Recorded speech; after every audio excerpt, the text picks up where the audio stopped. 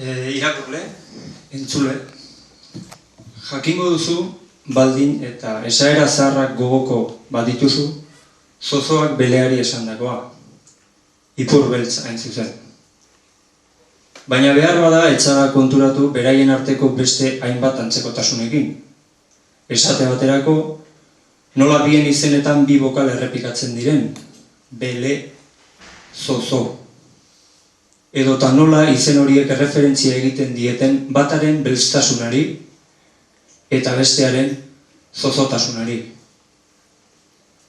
Dena dela ez nahi zozoak esandakoari buruz arituko, beleak zozoari esandakoaz baizik.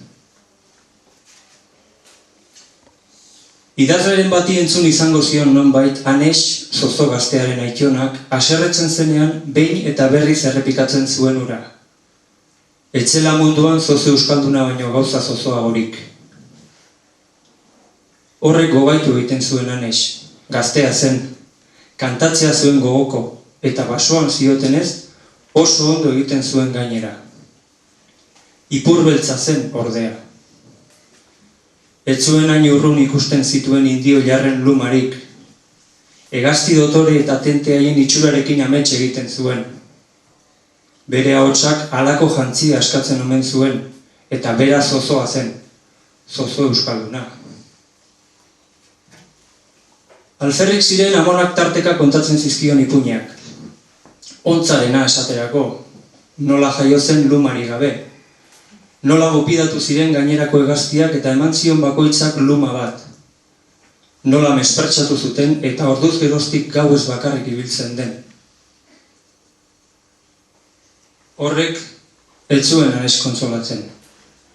Sasien artean, otamotz artean, ezkutatu eta hantxe aritzen zen kantuan. Sasian kantuan ari zen, ahots lakar batek, nor da hain ondo kantatzen duen xoxoa, galdetu zuenean. Tasio zen, bele beltza. Ordura arte Anesek ez zion kasurik egin. Ezaguna zen bazoan, azkarra bezain dotxagabea. Arro zioen beleak bizidunek bizidun izatea diusten diotenean, duten gauzarik preziatunaren jabe egiten direla, begien jabe. Zer zuen beleak hain tente ezateko? Ipur beltza zen hura ere, baina ez zuen horrek arduratzen. Pauso baldarrekoa zen, baina tinkoa oso, eta ahotsa, krak! Xoxoa deitu zion ordea, eta hori asko gustatu zitzaion Anesi. Hizketan jardun zuten. Anesek kontatu zion nola indio jar izatea nahi zuen, zozo euskaldunak zein zozoak diren. Indio jar? Erantzun zion Tasiok. Mokoa zabaldu arte dira horiek indio jar. Aitu alduzu inoiz bakarren bat kantuan, nekez, lotxatu egiten dira eta. Haiek baino gehiago naiz ni, atera kontuak. Barre egin zuen Anesek, gustura zegoen Tasiorekin, arrazoi zuen. Geratzeko eskatu nahi zion, baina bazekien zeinen bakartiak diren beleak, bazekien alde egingo zuela. Noiz elkar gintezke berriz, galdetu zion Anesek. Udazkenarekin batera etortzen dena haizeak emango dizu nire berri. Bion izenak entzuten dituzunean, segi haizeak dakarren deiari eta elkartuko gara. Haizeak emango ziola haren berri? Burumakur geratu zen. Hala, Tasiok esan bezala, udazkenarekin batera agertu nintzen neu ere, eta mezu bat nuen Anesentzat.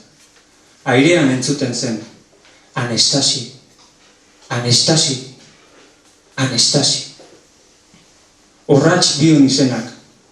Jaso zuen mezua eta abiatu zen herriran saltoka. Gerora, udazkenarekin batera elkartuko zaizkizu urretxun hainbat eta hainbat ipur beltz. Lauzpabost egun egiten dituzte kantuan, lauzpabost egun lotxagabe. Bide batez, jakin ezazu irakurle, entzule, udako lehen beroekin batera xamar elkartzen direla bertarantzean den agoteen garaiko baseliza baten inguruan, isiar eta Abel ere. Baina hori beste kontu bat da.